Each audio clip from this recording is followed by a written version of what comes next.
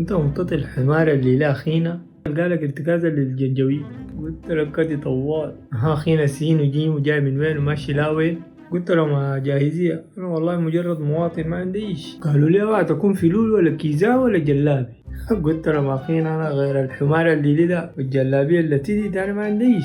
هاخينا قالوا كده كرموني لك عزة الإكرام وقالوا لي شعارات كده نجينا من أجلكم ومن أجل الديمقراطية أي.